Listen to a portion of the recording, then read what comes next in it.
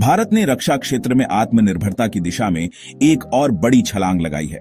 देश की प्रमुख रक्षा अनुसंधान एजेंसी डीआरडीओ यानी defence research and development organisation ने हाल ही में हाइपरसोनिक मिसाइल का सफल परीक्षण किया।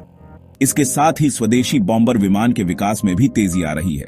इसके अलावा G20 समिट के दौरान भारत और इटली के बीच महत्वपूर्ण रक्षा समझौते की संभावना बढ़ गई है। आइए इन महत्वपूर्ण खबरों पर विस्तार से चर्चा करते हैं। डीआरडीओ ने हाइपरसोनिक मिसाइल का सफल परीक्षण करके पूरी दुनिया का ध्यान आकर्षित किया है। यह मिसाइल ध्वनि की गति से कई गुना तेज चलने में सक्षम है, जो इसे दुश्मन के लिए पकड़ना लगभग असंभव बनाता है। यह परीक्षण भारत के रक्षा क्षेत्र में नई संभावनाओं के द्वार खोलता है।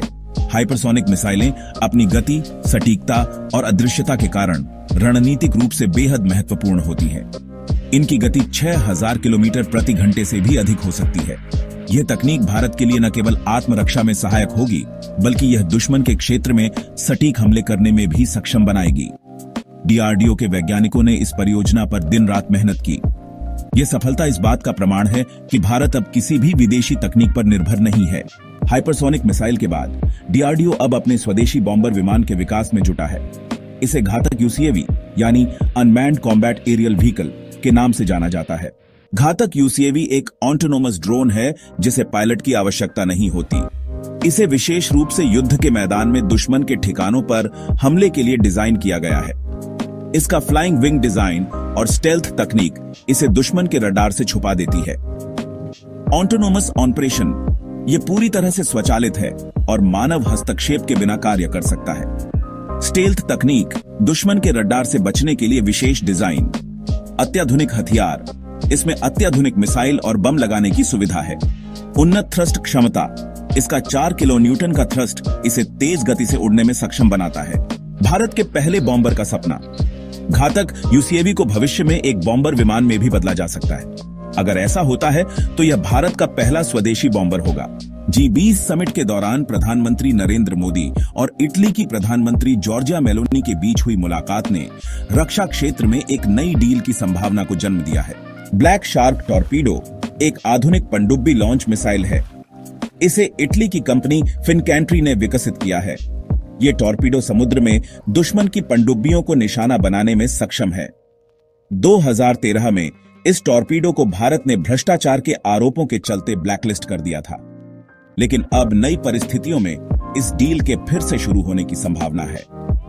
ब्लैक शार्क टॉर्पीडो के अलावा फ्रांस की F-21 और जर्मनी की सीहॉक टॉर्पीडो भी भारत के लिए विकल्प है।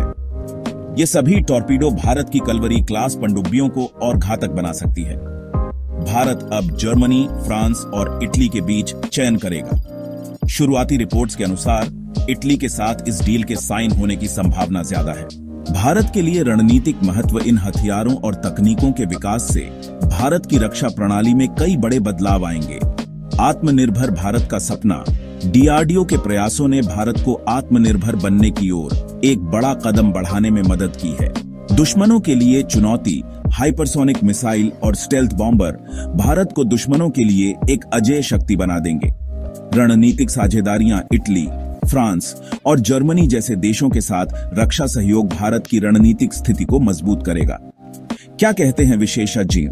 रक्षा विशेषज्ञों का मानना है कि ये नई तकनीकें भारत को विश्वस्तरीय रक्षा प्रणाली प्रदान करेंगी। खासकर हाइपरसोनिक मिसाइल और घातक यूसीएवी जैसी परियोजनाएं भारत को भविष्य के युद्धों के लिए तैयार करेंगी। भारत को इटली, फ्रांस और जर्मनी में से किस देश के साथ टॉर्पीडो डील करनी चाहिए? क्या डीआरडीओ के नए हथियार भारत की सुरक्षा को मजबूत करेंगे? कमेंट बॉक्स में अपनी राय जरूर दें। भारत ने रक्षा क्षेत्र में आत्मनिर्भरता की दिशा में कई महत्वपूर्ण कदम उठाए हैं। हाइपरसोनिक मिसाइल का परीक्षण, घातक यूसीएवी का विकास और टॉर्पीडो डील जैसी परियोजनाएं देश की रक्षा क्षमता को और मजबूत करेंगी। अगर आपको यह वीडियो जानकारीपूर्ण लगा हो तो इसे शेयर करें और अधिक खबरों के लिए हमारे चैनल को फॉलो करें। जय हिंद।